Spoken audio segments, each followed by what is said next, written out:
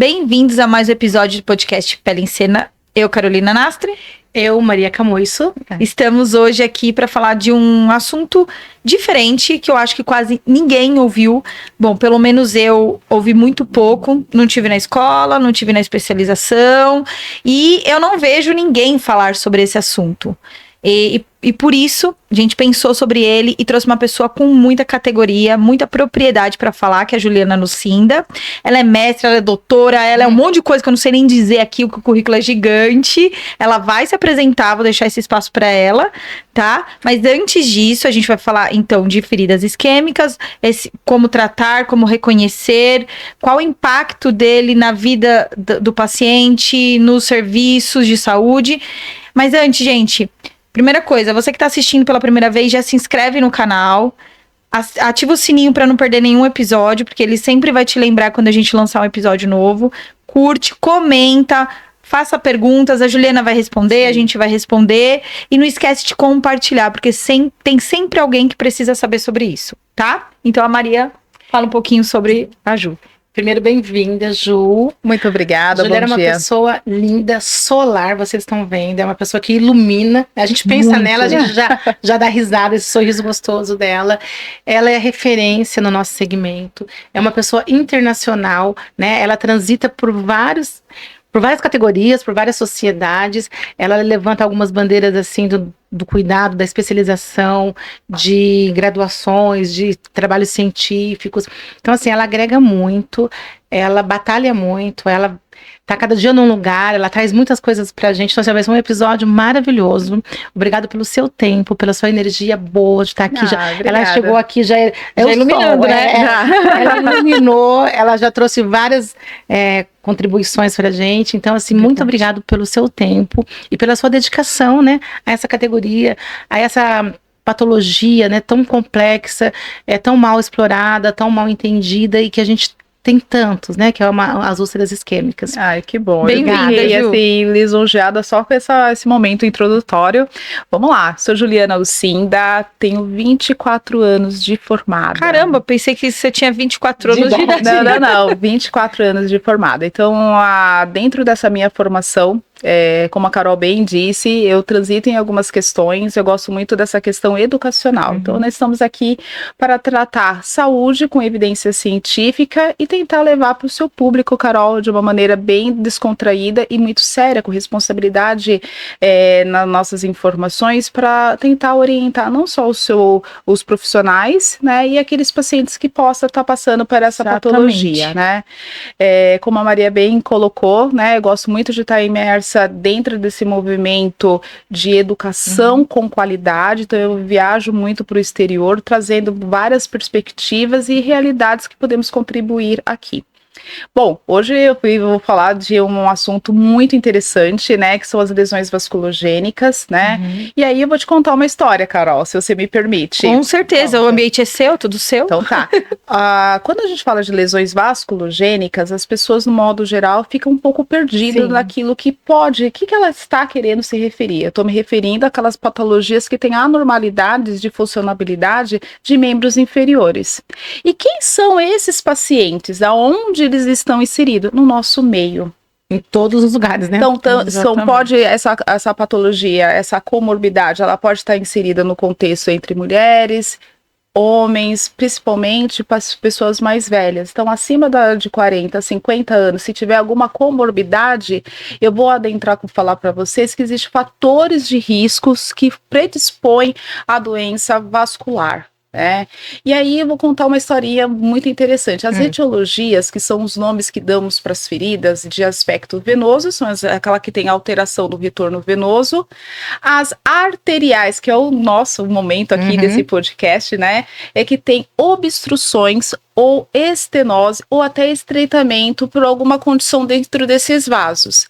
E as lesões neuropáticas, que são de comprometimento ali, da alteração de sensibilidade protetora, que muitas vezes está inserida nesse contexto. E aí eu faço algumas viagens dentro dessa minha fala. Hoje, especificamente falando de lesões isquêmicas, nós precisamos entender quem é esse público que nós estamos buscando, que são de fatores de risco para doença arterial periférica. periférica. Que é a mais complexa, né? É a mais difícil de identificar e de tratar. A doença arterial periférica, eu já estive tanto nos Estados Unidos e tanto na Europa. Minhas passagens na Europa, ela vem em busca de entender como que é a epidemiologia local e também fazer um grau de comparação com o nosso país.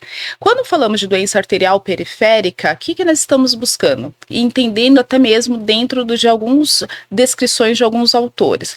É uma doença silenciosa, né? Que ela vai começar a dar alguns sinais e sintomas a partir da 5ª década de vida, tanto do homem e tanto da mulher. Porém, ela modifica o seu comportamento fisiológico se o paciente for um hipertenso, se ele for um tabagista, se ele tiver dor de membros inferiores, se for dentro de uma casuística de obesidade. Então, tem vários cenários ali que contribuem. Uma realidade. Que é uma realidade. E o que nós estamos falando? Essa palavra tão difícil que é uma doença arterial periférica. Nada mais é que a gordura que se instala no vaso. Vaso é artéria. Então, a partir do momento que eu tenho um vaso, né, que eu tenho uma artéria, então o paciente tem um colesterol elevado, tem uma hemoglobina glicada, que é o paciente potencial diabético, alterada, o sangue não flutua, não passa ali como nesse meio. Né? E aí vai ter uma alteração. Então, os pacientes, os fatores de risco para doença arterial periférica, eles são paciente que está, anotem aí, hein? Vamos lá. O hipertenso, o diabético, o tabagista, aquela pessoa que tem obesidade, aquela pessoa que sente dores de membros inferiores. Se vocês aí na sua listinha listou pelo menos 2 itens, você está dentro dos fatores de risco de doença arterial periférica. Caramba, tem gente que a maioria vai listar todos. Pode ser. Se você tiver 2 itens, tem vários autores. Quais são os itens mesmo? Deixa eu ver aqui, deixa eu pensar. Vai. Então vamos lá. Então, eu vou elencar pelo menos 10 fatores de risco. Não, são os 10 fatores de riscos, que são os clássicos, mas eu vou falar de 5 que são mais mais prevalentes. Então, pacientes que têm obesidade, pacientes hipertenso, pacientes diabético, o tabagista e o paciente que tem dores de membros inferiores. Tá? Se você listou, isso tem mais 5 alterações ainda, principalmente o foco do tabagista, tá? Se você marcou pelo menos 2 itens, você faz parte do grupo de risco de doença arterial periférica e você muitas vezes não tem nenhum sintoma. Existe uma classificação dentro da plataforma da Sociedade Brasileira de Vascular, nosso consenso, né, a nossa realidade Brasil, que ele refere o quê? Se o paciente tem fator de risco e não foi identificado, ele precisa fazer de uma triagem o índice do tornozelo-braço.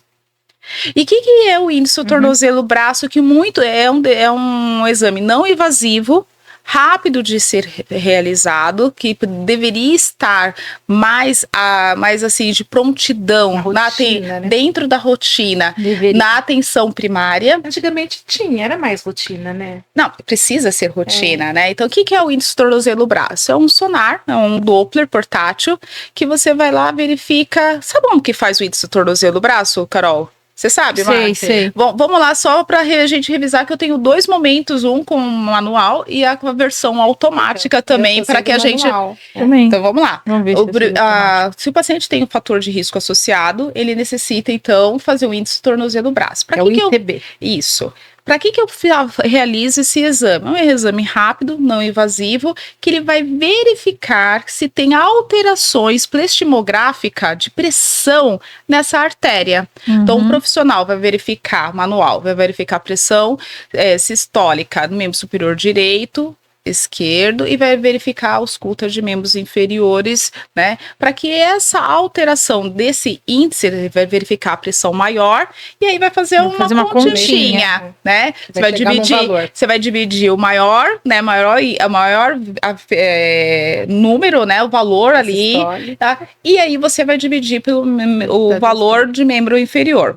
Dentro do consenso brasileiro, se tiver essa matemática acima de 1, você tem uma alteração de retorno venoso, mas não tem alterações isquêmicas. O que eu quero dizer com isso? Então, o índice tornozelo-braço, ele mostra de uma maneira muito rápida, de atenção básica, um exame que dura 15 a 30 minutos, que ele consegue dizer se você faz parte do risco de alterações intrínsecas desse fator de circulação. Por que eu quero chamar a atenção? Hoje, nesse meio, né, da modernidade, temos o índice tornozelo-braço, né, que é automático, que ele verifica todos esses itens em menos de 3 minutos e entrega um laudo ali oscilométrico e prestimográfico. Nossa, acho que esse eu não conheço. Como que ele é? É um aparelho portátil, né, que vem com 3 manguitos, e aí você coloca um manguito em membro superior, trazido, né, e no membros inferiores, e aí ele faz essa verificação verificação da pressão concomitante, e ele mede, ele fala que se você tem alteração. E aí, qual é o fator de entrega?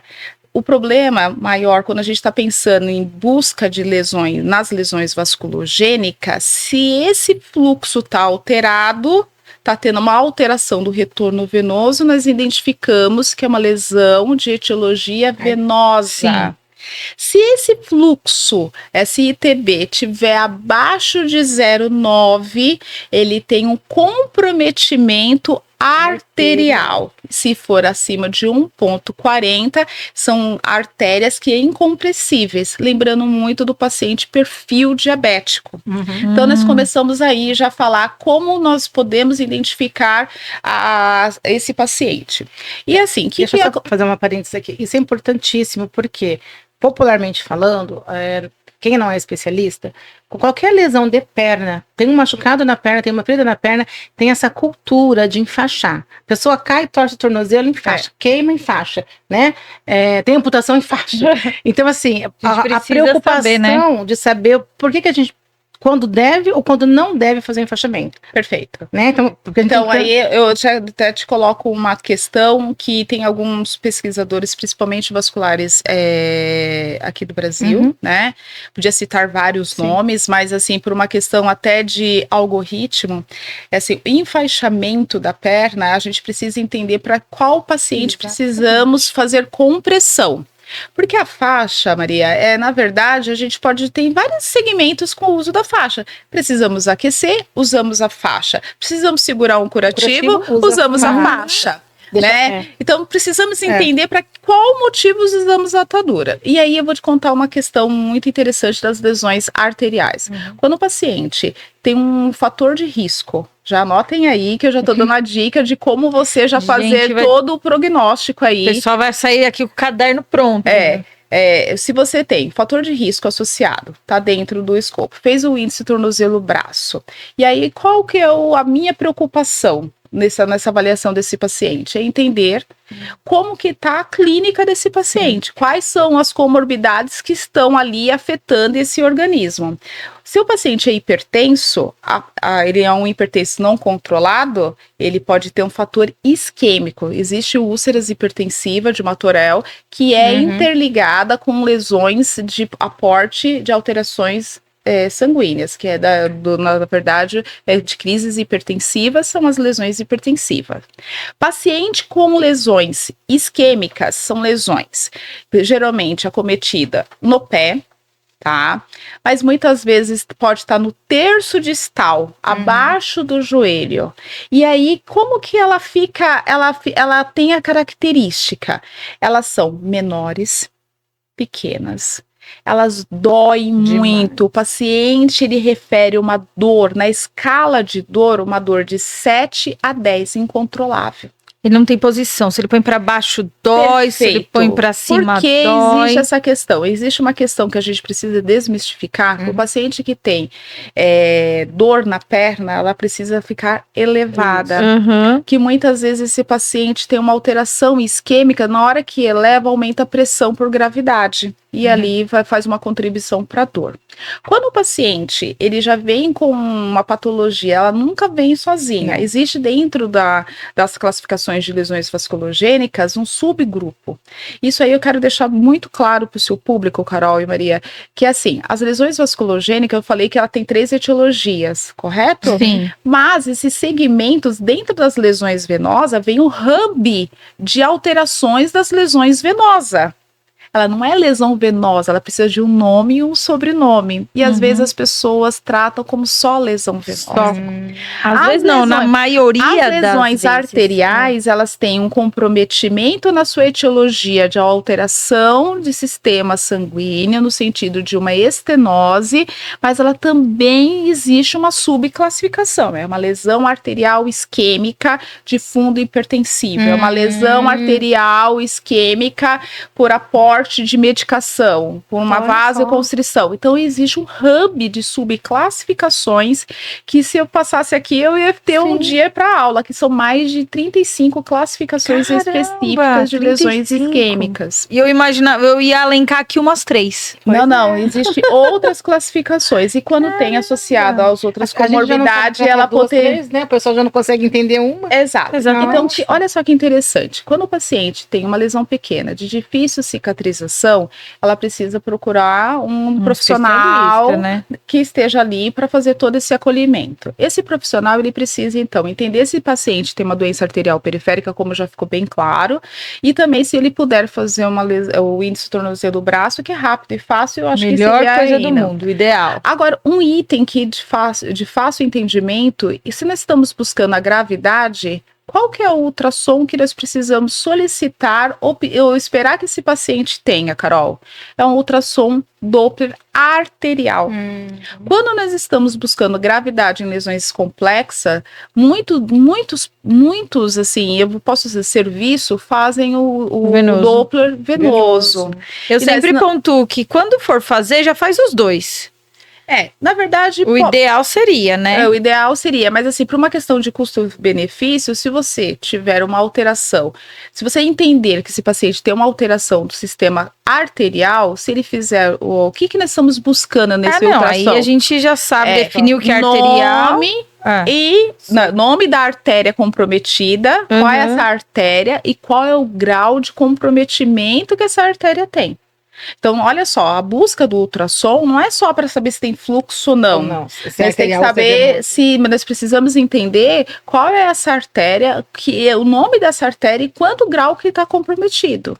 E não esquecer de um item muito simples, tocar nesse paciente. Então, muitas vezes quando você está com esse paciente, a gente está montando várias caixinhas imaginárias, já pensando como tratar esse paciente. Mas você verificou se tem pulso?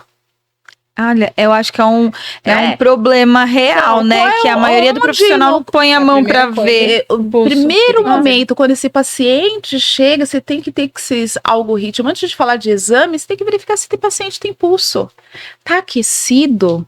E eu gosto muito de higienizar. Quem conhece, meus pacientes que passam no consultório, eles falam assim, nossa, como você gosta de higienizar o pé. É naquele momento que eu faço o exame físico, que eu vejo a temperatura, eu consigo deslizar ali com a minha mão, como que tá esse pulso pedioso, esse supramaleolar, tem lugares específicos, se esse pé tá demasiado. Pacientes com lesões arteriais, não há edema. Não há edema. E você pode observar que pacientes com lesões arteriais, eles têm um processo de alterações fúngicas nas unhas.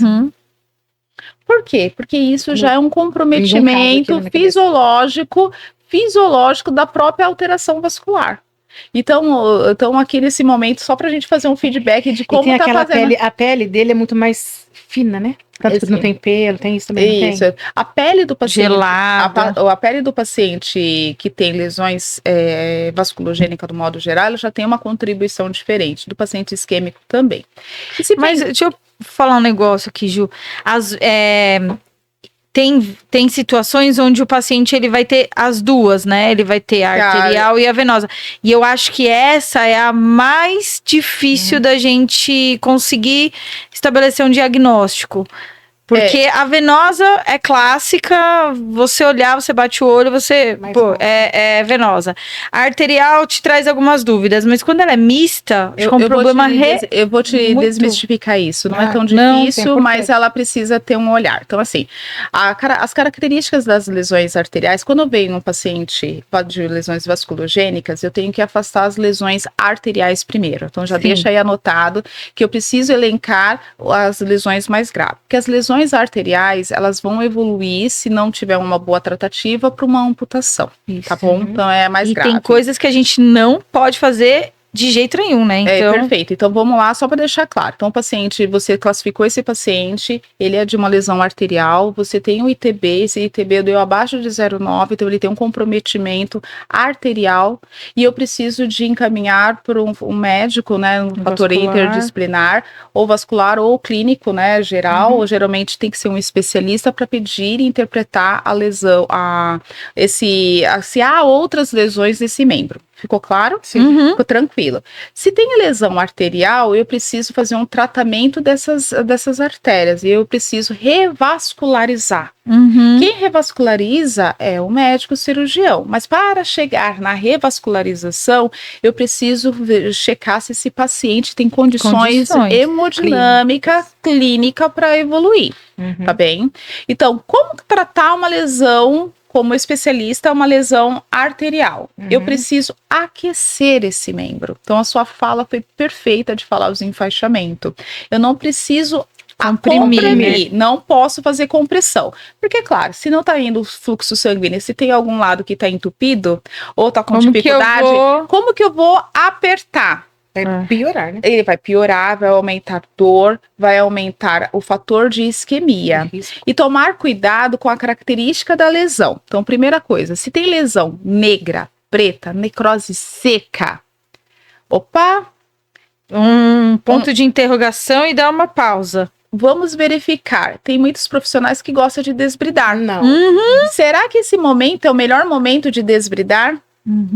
Ou o melhor momento de você entender assim, como que eu posso fazer o wood bed preparation, né? Como que eu vou preparar o solo, né? Leito, né? É, o leito dessa lesão. Às vezes, o menos é mais. Eu aprendi com uma professora que eu quero fazer uma referência, um beijo para ela, que é a professora Juliana Ferraz, ela falou assim no último congresso: o básico bem feito é o melhor. Então, muitas vezes você usa um antimicrobiano, você faz uma higiene, você aquece esse membro. Por que aquecer o membro, Carol? Porque a célula, a gente tem que pensar na estrutura celular. O sangue não carrega oxigênio, ele não carrega nutrientes. Sim. Antes de você pensar em mexer e desbridar, verificar a clínica do paciente. Como que está a hemoglobina, se ele é um fator anêmico, se ele tem uma hemoglobina glicada alto, se ele tem alteração ou alterações no fator de coagulação. Aonde está localizado essa necrose? Porque o corpo, ele é sábio. Ele fez uma necrose ali de proteção. Naquele momento onde há necrose, ele teve uma isquemia. Então, ele teve um infarto, né? Uma morte celular ali. E muitas vezes, na hora que você vai tirar aquela necrose, pode ser uma necrose de coagulação, e vai fazer o quê? Olha isso. Se você tira aquela necrose, se sangrando, você vai evoluir para um fator de sangramento. A velocidade interna nesse sangue, esse fluxo sanguíneo vai ser tão rápido como se você estivesse desobstruindo. E pode evoluir por uma granguema. Não. Fora que é uma porta de entrada para infecção e você pode evoluir para outras. Então, assim, pode ser muito trágico. Pode ser muito trágico. E como que eu oriento? Eu tenho muitos pacientes, inclusive no consultório, eu estou tratando 2 casos, que era uma casuística menor, que era trombogeite obliterante, isso é até uma pauta. É uma paciente que é uma lesão arterial, foco do tabagismo. A lesão desse paciente, ela tem um fator necrótico infectado, ela vem de artérios, ponta de dedo, e tem uma forma de você desmistificar e falar, puxa vida. Muitos autores falam que um diferencial diagnóstico na trombogeite obliterante, ela fala... ela fala de uma necrose em dedos de mãos. Superior? Porque a gente só pensa em pés, né? Quando você vê que tem uma necrose, uma calosidade, muitas vezes a pessoa não entende que é necrose, mas olha, nasceu esse calinho aqui na minha mão, e geralmente quem fuma muito tem essa questão, Uhum. aí você fala, opa, Pessoal. e como cuidar desse paciente? Então, vou te passar alguns Porque ele manejos. evolui muito rápido para amputação, né? Então assim, paciente evoluir por conta da dor, não deixe higienizar, então fazer essa preparação do leito da lesão é perfeito, use os antimicrobianos, tem vários consensos aí trazendo, tem várias realidades, né, então a gente precisa reduzir essa carga microbiana, precisamos ter um acompanhamento interdisciplinar, tem que ter um médico da dor, porque a dor desse paciente é 10, e toda vez que ele fumar, que tem o tabagismo ali, que o paciente é o fumante, parou de fumar por conta da patologia, mas às vezes ele não fuma. Ele consome, né? Ele é consumido por toda aquela questão. E aí ele tem uma piora intrínseca Porque o fumo, ele faz uma vasoconstrição no vaso, né? E não circula. E não circula, e faz uma piora. Então é um paciente que vai estar ali contigo. Quais são os manejos que eu acabo utilizando? Uso a questão da laser terapia. Ah, que ótimo. A laser terapia vai super bem, alívio da dor, né? Acelera o processo de cicatrização. Não vou me ater em tipos nesses pacientes específicos, qual é a cobertura ideal, mas sim aquela que não tenha o fator de vasoconstrição, então não usar tantos alginatos, tomar cuidado com as placas que têm absorvente, porque tudo que absorve faz contração e esse paciente já está com dor. E um dos métodos que a gente pode utilizar é o acompanhamento nesse paciente específico, em muitos casos precisa fazer uma simpatectomia, para alívio da dor desse paciente. Simpatectomia. A simpatectomia ele vai fazer da questão neural para bloquear a questão da dor. Tá? Medicamentosa. Uma cirurgia. Cirurgia. E aí, qual que é outro detalhe? Simpatectomia né? Qual que é um outro detalhe? Tem tanta coisa, mas já tudo tão menos invasivo. E qual é uma outra questão que eu costumo muito frisar? Quanto que é o padrão de sono desse paciente? Não deve ter, né? Não deve conseguir dormir. Quanto que ele está se alimentando, Carol? Muitas vezes buscamos tecnologias além. Quero usar a melhor cobertura, mas você olhou para esse paciente...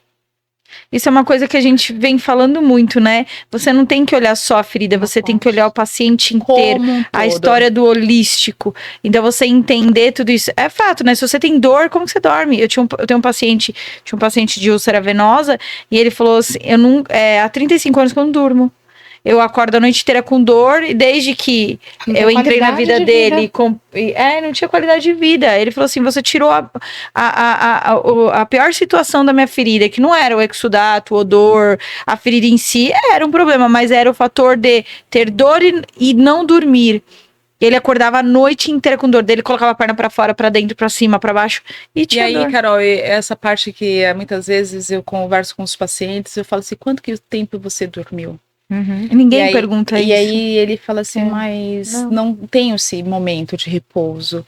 O quanto que você está se alimentando? Na triagem que eu faço no paciente, eu sempre falo, como que é a sua alimentação? Me conte como que a sua alimentação foi hoje, né? E muitas vezes ele fala, com dor eu não consigo comer. E como cicatriza? E como que é a sua dor? Tenho dor todo dia. Então aí você já consegue pensar como que é o dia a dia dele. Não come, não dorme. E ele também não pensa. Não anda, o paciente não consegue nem organizar nada. E muitas vezes, como que a gente pode tratar, né? Fazendo uma entrega ali de recuperação. Então, é um trabalho que a gente precisa fazer interdisciplinar. A gente não é um curativo específico, não estamos falando de uma cobertura, e sim um aparato. Precisa melhorar a clínica. Entender essas medicações. Quais são as medicações que está tomando? Quais são o que está trazendo? Será que eu consigo espaçar melhor essas medicações? Vou tomar uma medicação XYZ, mas essa nem funciona. Mas não é sobre funcionar, mas onde você tem o pico da dor? É de manhã ou à noite? Uma coisa que eu faço, Carol, que eu monitoro todos os meus pacientes, né, pelo WhatsApp. A gente tem que usar essas ferramentas que estão ali. Graças a Deus que vieram pra gente. Quando aqui nós estamos em São Paulo, quando tem aquela onda de frio, eu mando um alerta para todos os meus pacientes dizendo, olha, se agasalhe. Que legal. Se mantenha aquecido, porque agora vai vir mais dor. Então, eles acabam colocando aquela meinha mais fofinha, né? Mas não andar descalço. Então, é coisa simples, né? Então, o que eu poderia orientar se fosse para falar para aquele que está te escutando? Tem lesão no pé? Vamos procurar um especialista, entender que tipo de etiologia nós estamos falando. Vamos falar de palavras mais simples, né? Vamos descomplicar. Se tem uma casquinha preta, se tem uma coloração diferente, está dolorosa, procurar um especialista, enfermeiro especializado, uma equipe especializada, que vai precisar de tratar de todo o contexto. É isso que eu falo, não adianta remover tecido necrótico sem avaliar, entender como está esse corpo. Isso é para o profissional, mas o paciente também pode não deixar remover. Exato. E outro detalhe, proteger. Né? Óbvio, no momento adequado, no ambiente propício, fazer uma avaliação. Não estou dizendo que não possa ser desbridado, sim, desbridado com qualidade. Tem vários meios desses desbridamentos. Tem desbridamento autolítico, que eu vou ali proporcionar um meio úmido e mostrar também, reduzir essa carga de bactérias, né? Essa carga microbiana que tem ali. Muitas vezes esse paciente precisa estar melhor nutrido. Eu não consigo ter resultado nessa lesão. Essa lesão tá aí desnutrido, desidratado. Olha um detalhe. Lesões isquêmicas, elas surgem muito rápidas e elas têm uma piora muito rápida. Então, um detalhe. Tô com uma lesão no pé ou na perna, que ela começou como uma bolha, uma casca, e de repente, em semanas, ela teve uma piora progressiva, ela teve um aporte dentro dessa fisiologia que tá piorando, porque os primeiros sinais da doença arterial periférica são silenciosos, e muitas vezes esse paciente pode ter toda essa condição e não tá percebendo, então muitas vezes ele já tem uma lesão interna que não foi percebida, não sabia. Tem uma diferença assim, né, que a gente brinca com úlcera venosa, que é a ponta do iceberg. Você teve todo o acometimento e quando ela surge, porque você já teve todo o comprometimento interno, para daí ela surgir lá fora e você enxergar. Só que quando a úlcera venosa aparece, normalmente ela foi relacionada a um trauma, a uma picada de inseto, alguma coisa, coceira, né? Bateu, arranhou. A arterial, quando ela aparece, a gente precisou trazer alguma coisa na superfície que fez com que ela acontecesse ou ela simplesmente aparece? Não, são duas coisas distintas e a sua verbalização foi impecável. Parabéns pela sua fala. Bem didática. Quando você tem a lesão venosa, ela tem uma alteração do comprometimento venoso. Sim. Então, o sangue não está passando de uma maneira adequada. Esse vaso venoso, ele já está tendo o paciente geralmente tem varizes, tem essas telectasias, já tem uma alteração, principalmente na bomba de panturrilha. O paciente venoso, ele tem aquela dor de membro inferior, minha perna está cansada. Pesada. Mas não é uma dor insuportável, que ele não consegue. Eu preciso descansar as minhas pernas, eu tenho que chegar e colocar minhas pernas no alto, que ele já tem um alívio. Então, eu até brinco assim, a gravidade vai te ajudar, o sangue vai retornar. Na verdade, a bomba de panturrilha faz toda essa questão ali o trabalho, é nosso segundo coração, né? Perfeito. Agora, a lesão arterial, ela tá fazendo de meio completamente silencioso. Exatamente. Eu faço uma analogia para fazer descomplicando. Eu sempre falo assim, é como se pensasse se tem um cano de uma pia. Alguns pacientes eu falo assim.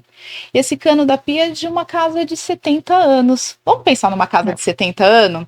Caiu sujidade nesse cano de pó de arroz, pó de café, a gordura, a poeira, e a gente vai fazer uma metáfora, Carol, dizer que essa sujidade foi grudando lá nos canos. Falamos de placas de ateroma, e muitas vezes ela vai colabando. E aí eu preciso, como que eu acabo fazendo uma desobstrução de um cano?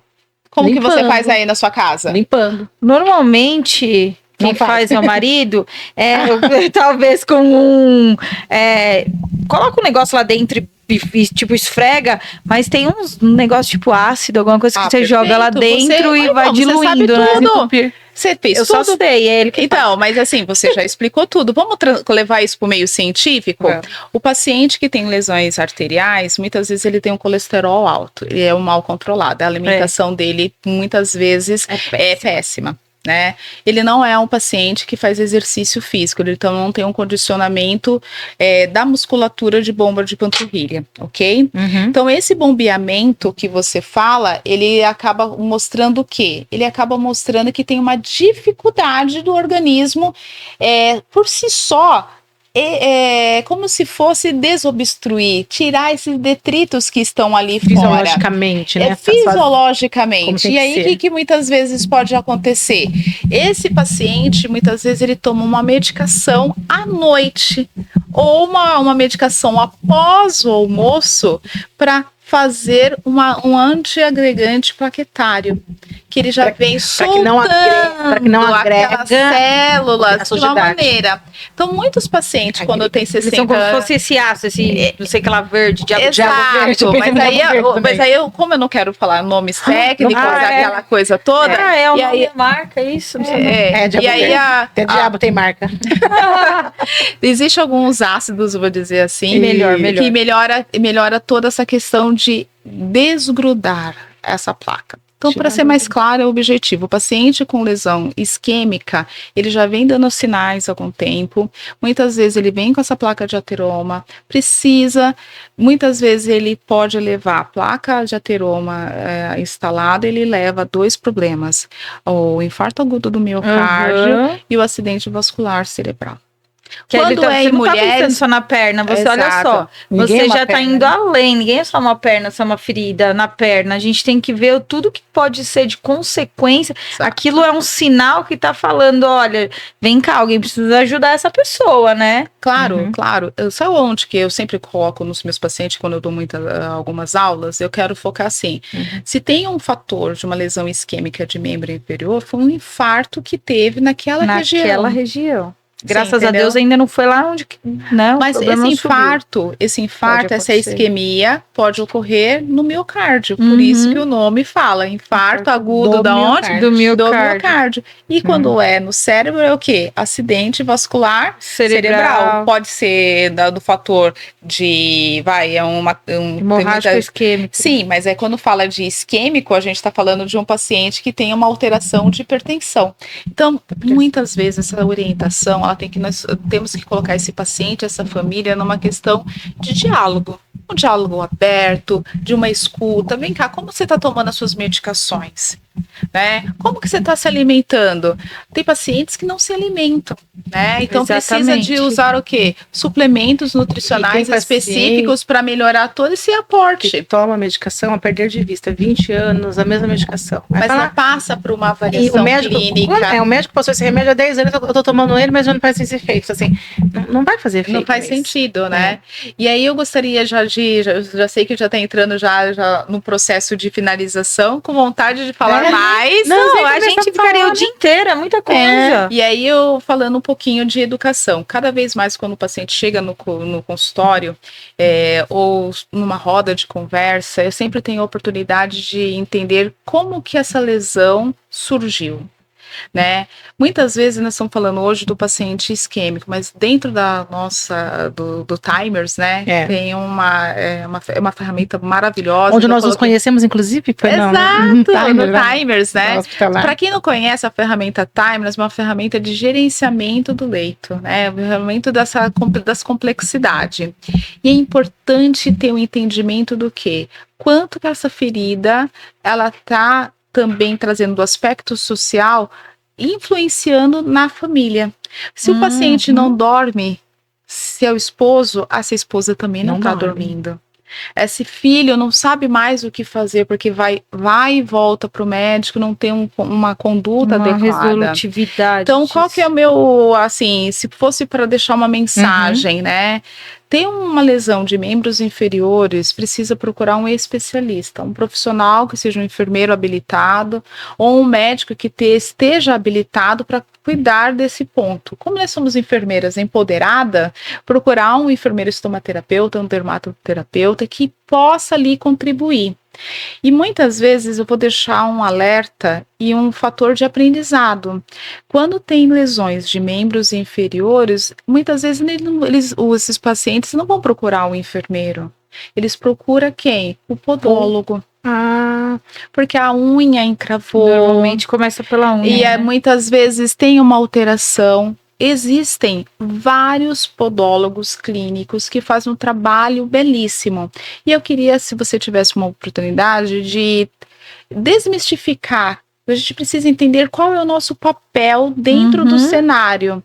Então, o podólogo ele vai cuidar só do leito unguial dessa unha. Se tem lesões, eu preciso pedir para um enfermeiro especializado. O enfermeiro especializado, ele vai até um certo parâmetro para que a gente possa chamar um médico. E por que não poder ter um time especializado em trabalho vascular? E você falando assim, Ju, Exatamente. olha só, eu lembro de um caso onde acionaram a equipe da estomaterapia onde eu trabalhava, daí eu fui, atendi esse paciente, era uma úlcera arterial.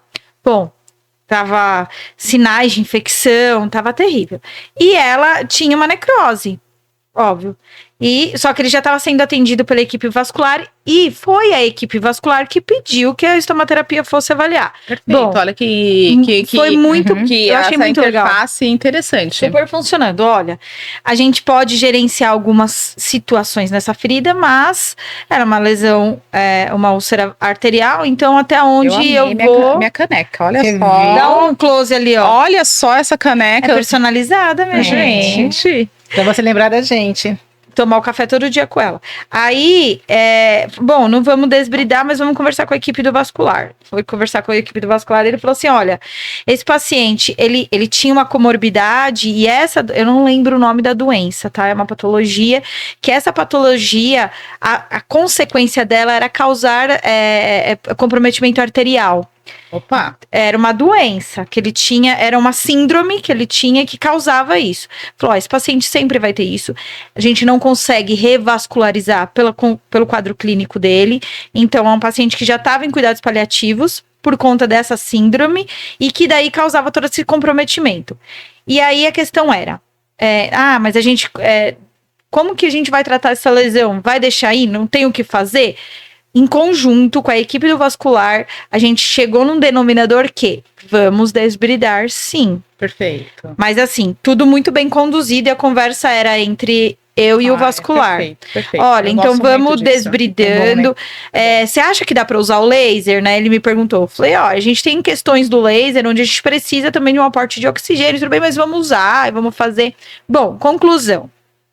Desbridei com muita cautela, super devagar. Comecei com desbridamento autolítico e a gente foi indo, foi fazendo, e laser. Aí, primeira coisa que aconteceu, a gente melhorou toda a questão da infecção local que tinha. Olha que lindo. E a palavra linda é entender que teve essa união. Foi a união. O médico e, assim, exatamente. Interdisciplinar. No final, ele tinha muita dor.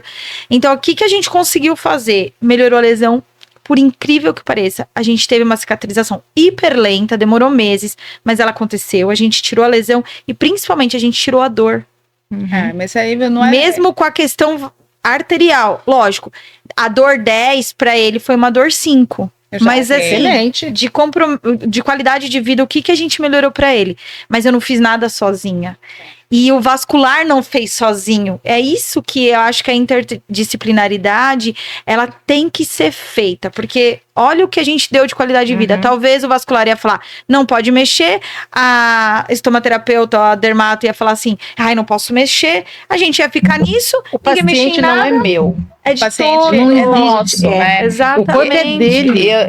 Eu novamente, eu assim, pensando dentro de uma complexidade de lidar com o paciente com alterações vasculares, que a gente está falando só de uma questão de membros inferiores, né? Sim. Imagina quanto é complexo esse portador, né? E eu vejo quantas alterações e quanto podemos aprender, mas juntos. Né? Então, assim, eu gosto muito dessa questão de ciência, sempre gosto de buscar, sempre faço várias publicações, porque eu sou aquela que faz CSI, né? Como faz um CSI. Como é que você consegue fazer tanta ciência, tanta publicação? Olha, Você não dorme? então, não esse come? lado... Onde esse você lado- não sei seus filhos. então vamos lá, então. Vamos lá. Vamos falar um pouquinho Do dessa filho Juliana. bom, Eu sou muito curiosa. Pois né? Então, Dá pra ver, minha querida. Você vai lá pra fora pra... eu sou muito curiosa, Curiar. né? Então, assim, curiar. eu sou mãe de 2 filhos. Eu tenho o Murilo, de 17 anos, e tenho a Valentina, com 8 anos. Olha. E a Valentina, essa semana, falou assim: mãe, eu já sei que eu vou ser. Eu vou ser cientista como você. Ai, que lindo, que orgulho, Porque né? eles estão inseridos em muita questão de leituras e muitas dessas viagens meus filhos vão por conta de falta de apoio de rede. Eles vão com você? Algumas viagens, Nossa, eles sim. acham super ruim, né? Nossa. Eu vejo que você tá com as crianças. E aí uma coisa que legal. até tendo um pouco de oportunidade de falar, dentro dessas viagens, né, no começo do ano eu fui para Manchester, né, fazer um apoio para o meu filho, para ele fazer intercâmbio. Você sabe que cada vez mais os estudos clínicos vêm em inglês. Né? Sim. Eu com 45 anos, eu não consegui aprender o inglês na época como nossos filhos muitas vezes têm, Hoje com tem essa a oportunidade, facilidade. É né? verdade. Então eu falo inglês, mas eu quero aquele inglês mais fluente. Então eu leio muito em inglês, né? Um inglês mais tecnicista. E dentro dessas viagens eu estava numa biblioteca, eu tenho até foto, depois eu podia até montar uma história interessante, né? Para mostrar como que eu desenvolvi. Na biblioteca de Manchester, aquela biblioteca, aqueles livros maravilhosos, aquela filme, né? de filme. E eu tomando um frio, Carol. Maria, nós estava com -5 graus. Nossa. Aquela biblioteca era o ponto do café com leite, mas lá café com leite não se toma. Se Não? toma chocolate quente com marshmallow. Olha que chique. E eu falava Olha que assim, açúcar.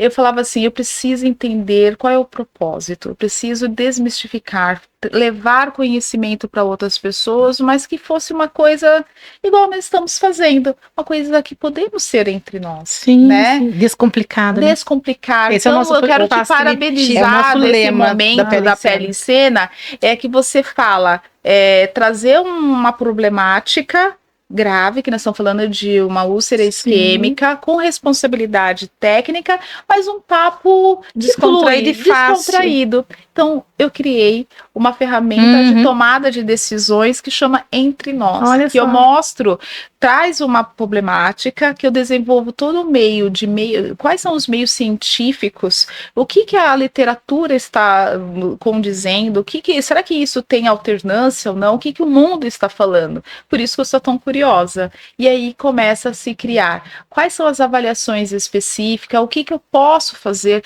como que eu posso tratar, desmistificar, e quais são os resultados que eu posso trazer. Que legal. É online isso? É um... Ainda está no Tá no meio processo de gestão. Mas esse Entre Nós vai ter uma publicação de um livro o ano que vem. Eu convido vocês. Vai ser um lançamento do livro Entre Nós. Olha. Dessas minhas viagens pelo mundo, buscando apoio, conexão e a interdisciplinaridade. Você não quer Caramba, lançar ele aqui pra parabéns. gente? Como é que vai ser o lançamento? Então, seria ótimo. Seria Podemos Pode lançar várias vezes, aí você lança uma vez aqui. Isso, aí já isso aí. fica um convite. Então, o livro chama Entre Nós, tem uma parceria dessa sua pergunta, né? Como que você consegue fazer muitas coisas? Na verdade, até, nós Carol, até, Ju, financeiramente eu fico pensando, mas não precisa falar isso aqui não.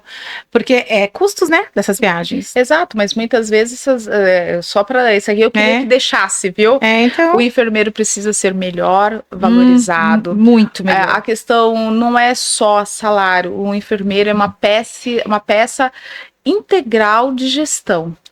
E muitas vezes não é o valor maior é para outro profissional, o maior ele tem que ser valorizado como essência. A equipe de enfermagem tem que ser valorizada, porque muitas vezes o olhar que passou despercebido por um outro profissional, o enfermeiro pega e aquele outro olhar que você, então as equipes se contribuem. Sim. Mas essas pesquisas muitas vezes não foram patrocinadas, Carol. Não. Então, Na maioria essas das vezes, buscas né? que eu vou em os outros países, podia até ser um outro podcast.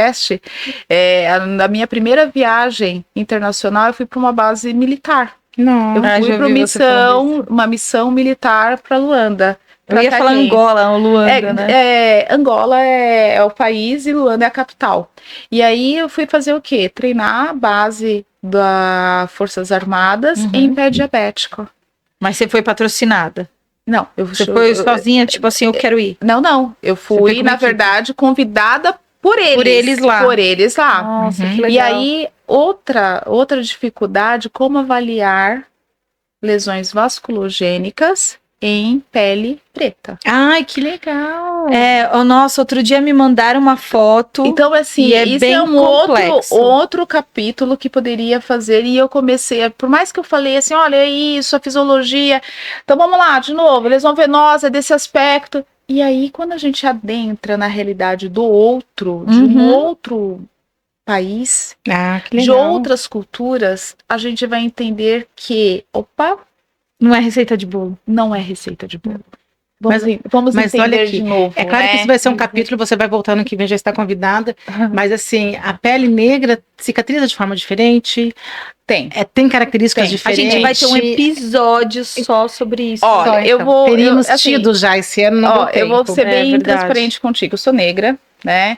E eu vejo um comportamento que ele precisa ser olhado com outros olhares. Uhum.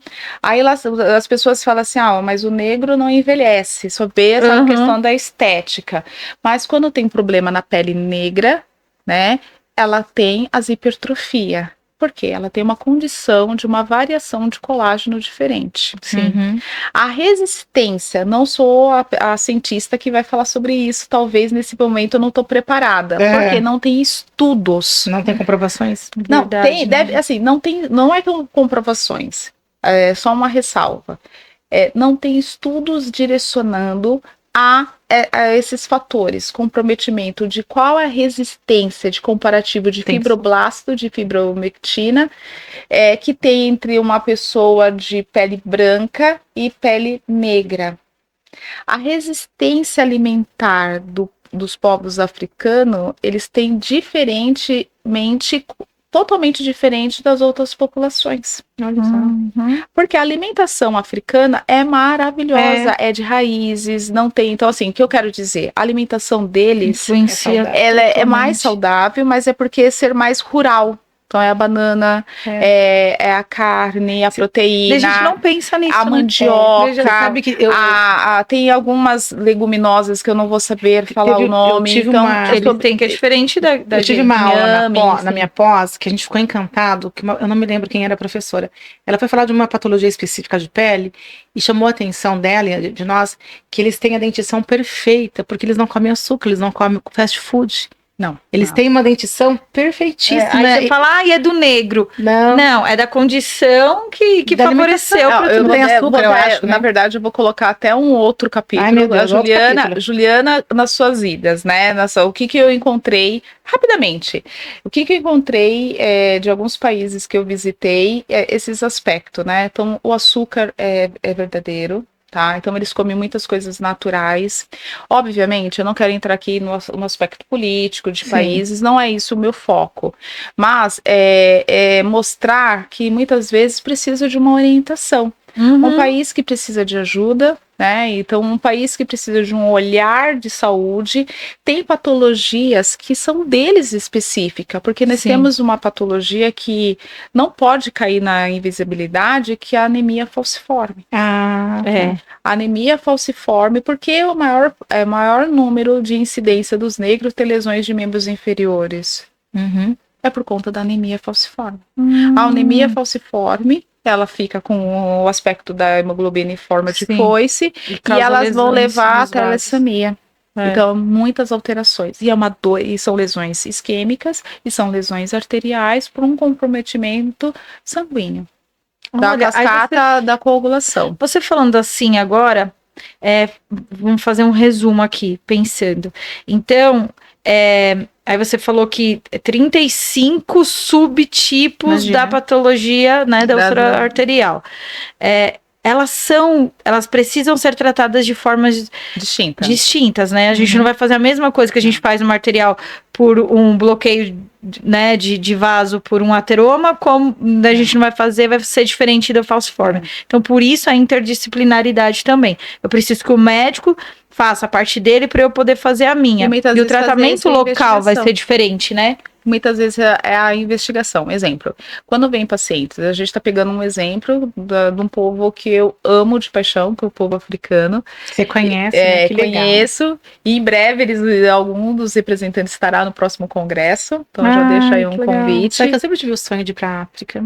Vamos. Me leva, Ju. Vamos, eu tô Sempre tive. na verdade, assim, eu estou, né, dentro Eu vou, dessas então. coisas, dentro dessas coisas, eu já fui solicitada para a gente montar um simpósio na África, Olha, né, com o representante Que deles. legal, mulher farra. E assim, o Vamos lá, simpósio, pele em cena na Vamos, a África. gente vai junto. e eu vou te falar, vocês vão ser muito bem recebidos. Pra ela tudo é fácil. Eu tinha... Não, mas não é sobre difícil. eu tinha... Peraí, Mar, só Vai. te cortando. Você tem o entusiasmo É. de cuidar e você tem uma experiência de cuidar pessoas que precisam de ajuda, Nossa. não é ser fácil. Você tem você já tem Melhor o produto. conhecimento. Imagina levar o conhecimento para pessoas que não têm. A gente está falando de África. Uma coisa que eu faço, que eu sou coordenadora científica dentro aquelas questões coisas que você faz. Eu sou coordenadora científica de uma liga de Altazes. Altazes é uma cidade que fica na Amazônia, que nós atendemos. Juliana, eu vou ter que te perguntar, quantos anos você tem? 45. Que a gente já leva tecnologia, Faz tudo isso, gente. tecnologia E os para os filhos, né? povos Que vergonha. indígenas. Para os povos indígenas. Porque é meia dúzia de profissional que vai fazer cuidado com eles, né? Então, mas você sabe como que cuida deles? Com o que eles têm. Como diria minha filha, com amor. Não. Vamos lá. A gente, na verdade, o que eu aprendi, assim, de povos, porque a gente não fala mais indígenas, tá? É povos originários, tá? Vamos arrumar essa frase. Pessoas, né, de povos originários, de pessoas indígenas, o que seja, a gente tem que tratar também com um olhar diferente. Eles fazem o tratamento, o cuidado deles é um cuidado com plantas, com ervas que eles mesmos fazem, não é isso? Isso, mas aí tem uma parte de atualização que eu pensava da mesma forma com você. Então, assim, é o que a gente pensa. Nessa questão da etimologia da palavra e povos originários e povos indígenas, só para a gente entender que existe dentro do nosso Brasil, que é imenso, é como se fosse tribos específicas que têm um tratamento, uma ideologia e tem toda uma perspectiva sobre essa mesma população. Tá? Quando tem dentro, essa vai ser uma expedição minha para janeiro, que eu vou fazer uma imersão vascular em Manaus, na Amazônia, e a gente está já se preparando com toda essa questão. Antes de falar disso, a gente precisa falar como é o sistema, tá? Então existe a tribo indígena dos povos originários, que precisa ter autorização do cacique para que ele possa ir até a UBS. Ainda é assim? A atenção primária. A atenção primária dessa localidade, isso eu levei eu levei 2 trabalhos, eu levei para Barcelona e meu primeiro trabalho de povos originários eu levei para Londres. Um estudo de caso falando da dificuldade de levar tecnologia a esse público. Então vem o enfermeiro, tá? Então eu queria até mandar um beijo para o enfermeiro Josadani, que foi um dos meus mentorados. Hoje tá evoluindo muito grande lá na cidade dele. Como que ele faz? Ele sai do posto de saúde, pega um barco com um representante da tribo, que tem um enfermeiro dentro deles, né, da comunidade, e eles pedem a autorização para visitar as ocas. E aí, qual que é o grande interesse? Eles falam assim, tem uma lesão, o que vocês trataram? Como vocês trataram? Os fitoterápicos, aquela questão toda. E eles conhecem essa questão dos fitoterápicos muito bem. Sim. Mas como está a questão dessa ferida? A questão, porque tem toda uma questão de microbiota, e aí vem um processo de levar a tecnologia para dentro desse cenário. Que legal. E quando eles começam a entender que aquilo que foi interessante, eles já estão modificando essa estrutura, desmistificando, fazendo o quê? Indo mais vezes para a cidade procurar ajuda. Então, esses dias chegou uma queimadura extensa com caldeirada de peixe, né? E aí eles passaram todos os fitoterápicos, viram que estava evoluindo mal, né? Tava tendo infecção. E aí eles procuraram. Então foi a junção da tecnologia. E aí qual que é o ponto ali de marco? É levar a alteração para que a gente possa fazer o quê? Fazer todo um processo de limpeza. E aos poucos estamos trabalhando com isso. Junta a tecnologia com a realidade, né? Que legal. Ai, Ju, quanta coisa, que lindo, olha, é assim, não sei, parece que a gente nem começou a falar. Não, dava pra gente ficar sentada aqui o dia todo, fazer 50 episódios. Eu já tô conversando, ouvindo você, eu já pensei meu plano de aposentadoria, porque quando eu tiver idade para me aposentar, eu vou fazer isso, porque agora eu tenho outras coisas pra fazer. Pegar uma mala e poder vivenciar isso, né, com a nossa ajudar experiência. Pessoas que Mas sabe, Maria, eu falo assim com um coração muito leve, tá? Quando as pessoas veem a gente falando de você é mais internacional, tem vezes que eu acho estranho quando pacientes meus, amigos assim, né? meus, falam assim, ô doutora Juliana, você tá no Brasil? Eu falo, que interessante. E aí, só pra gente fazer a parte já dos finalmente, né? Essa Juliana Lucinda só criou mais brilho, talvez, quando eu saí da minha bolha. E eu fui para outro país, passar todas as dificuldades, dizer assim, olha, fazemos coisas boas no Brasil. Que legal. O enfermeiro brasileiro tem autonomia, sim. Que lindo. Eu tenho vontade de gritar em vários idiomas e dizer, estudem mais. O enfermeiro brasileiro tem que se potencializar, falar com evidência científica e ter essa busca. Porque muitas vezes quando eu estive na Itália, muitas vezes eu estive na Alemanha, o meu poder de ação, eles falaram aqui, nós não podemos fazer isso. E aí você entender quanto que o currículo nosso é forte. Que legal. E aí eu deixo pro próximo. Nossa, a gente ia pedir para você deixar uma frase, alguma coisa, você já tá deixando. Continue. Já vamos terminar eu acredito que assim, que a ciência ela é uma buscativa diária. Se a gente tem dentro do nosso propósito cuidar de pessoas, que olhe esse cuidado não na ferida, olhe nos olhos dessa paciente. Que você possa fazer a terapia do abraço. Que bonitinho. A terapia do abraço. Quando eu vou buscar meu paciente na sala de estar, eu faço questão de buscar ele na recepção. Porque o cumprimento, eu vejo quando ele já tá vindo. Muitas vezes o andar. E eu dou aquele abraço gostoso de dizer, vamos para mais uma nova sessão. Esse paciente, ele precisa ser acolhido, Carol. Muitas vezes, esse paciente, para ter o elo com essa família, ele precisa de ter uma lesão aberta.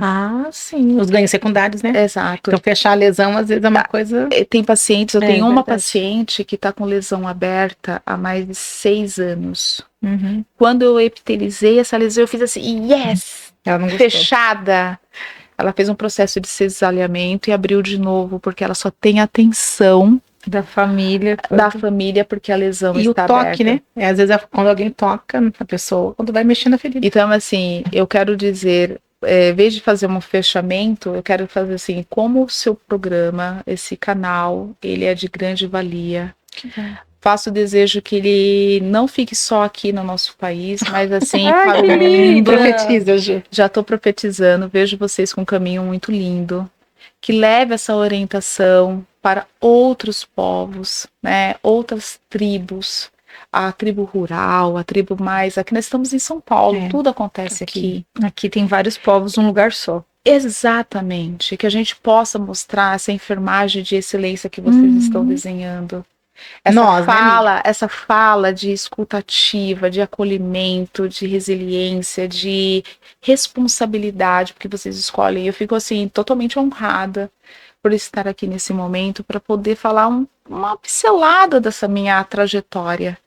E cada lugar que eu passo, eu deixo um pouquinho ali. Os meus presentes não são mais. Quando eu chegava em um país, eu levava um café. Eu levava vários cafezinhos do... Pode café. Porque era uma forma, quando a gente lembrava dos nossos avós, a gente chegava na casa do outro e falava, você quer tomar um cafezinho? Ai, que bonitinho. Então, assim... E você leva hoje o quê, então? Hoje com essa questão mais corporativa, eu sempre tento levar algumas questões, assim, docinhos caseiros, alguma questão. Eu estive recentemente em Portugal, né, que eu fui convidada para abrir o empreendedorismo feminino em Portugal, em Lisboa. E aí eu levei, sabe o quê? Goiabinha. Ah, mas olha, eu pensei, eu falei assim, meu Deus, eu fui com 2 saquinhos de goiabinha. arrasou lá. E aí eu falei assim, gente, a minha mãe falou assim, Juliana, tanto presente, vai para uma marca, um chocolate. Não, eu quero levar uma coisa que é Aqui, nosso. O meu avô não é brasileiro. O meu avô é brasileiro, mas ele mora há 50 milhões de anos na Itália.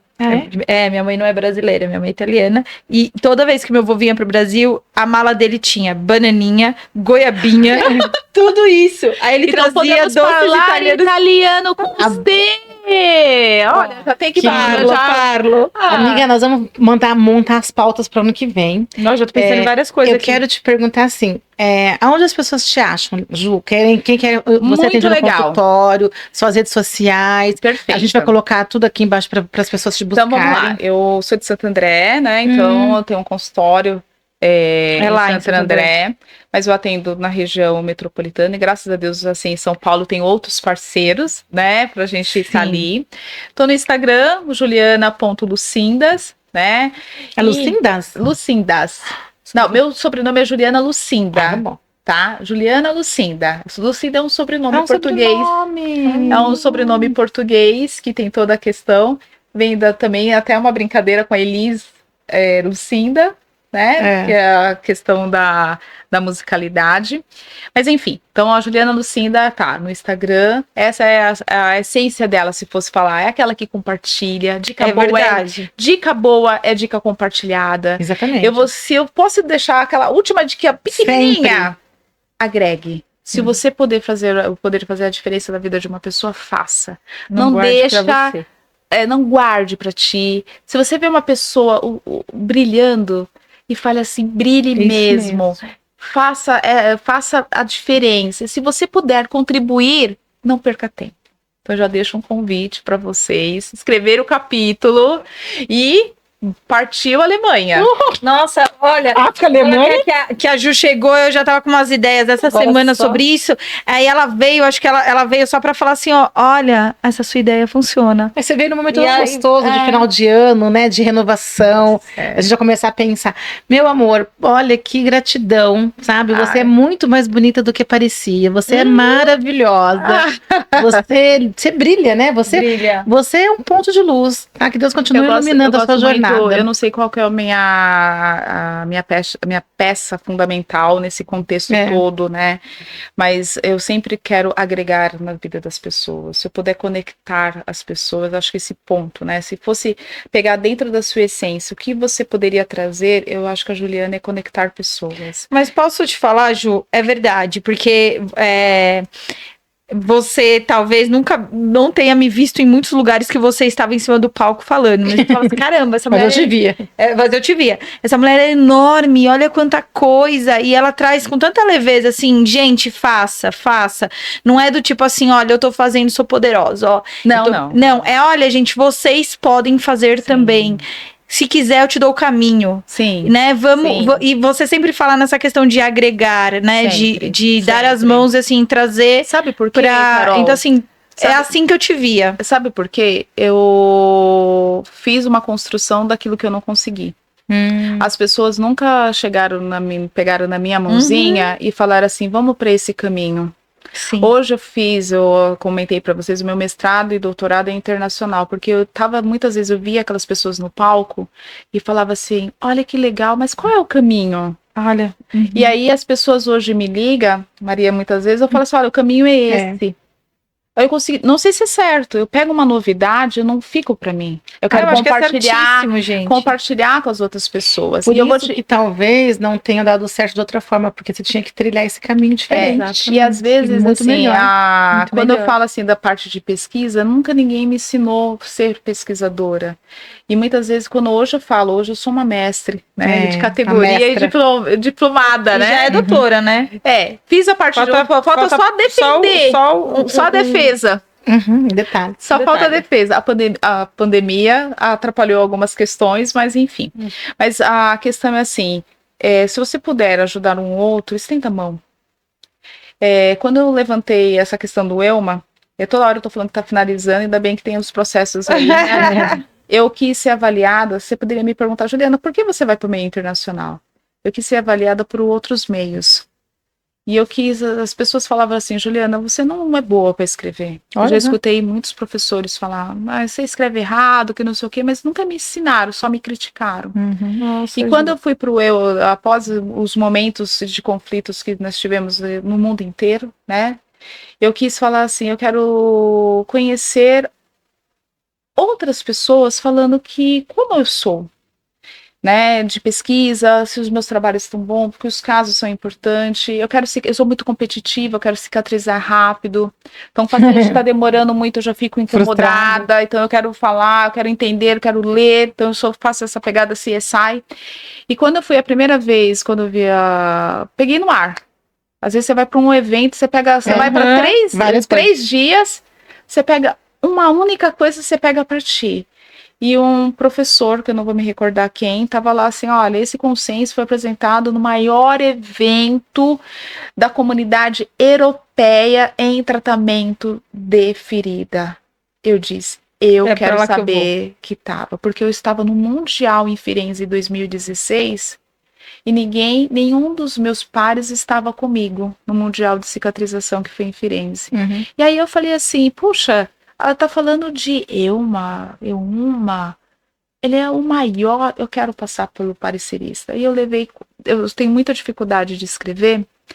Imagina se não tivesse. E aí eu escrevi um trabalho e não ficou bom, aí daquele trabalho eu fiz um outro recorte, e eu chamei uma outra pessoa, eu não sei escrever direito, vamos junto, né, vamos fazer junto, né, uma coisa entre nós, né. Entre nós. Podemos escrever e mandamos 6 trabalhos. Nossa. Desses 6 trabalhos, já 4 meu e 2 da outra pessoa, 2 foram reprovados, Carol. Eu fiquei triste, mas eu falei assim... 4 foram aprovados? Então, 4 não, triste por quê? Então, mas aí eu falei assim, olha, eu sou uma enfermeira brasileira que está iniciando essa questão de pesquisa, eu quero aprender com vocês. Me mostre onde que eu errei, que eu posso melhorar. Eu sou grata pela sua colaboração. A pessoa pegou esse e-mail, levou para a comissão e pediu uma revisão. Eles falaram assim, mas você usou Photoshop. Só isso? Não existe tamanho dessas lesões. Eu falei, não. No meu país que eu moro, as fasciotomias são inteiras. A picada de cobra, a picada de aranha marrom. Isso é uma outra realidade. Eles desconheciam a extensão de tamanho de ferida. E te reprovaram por isso? Não, eles não.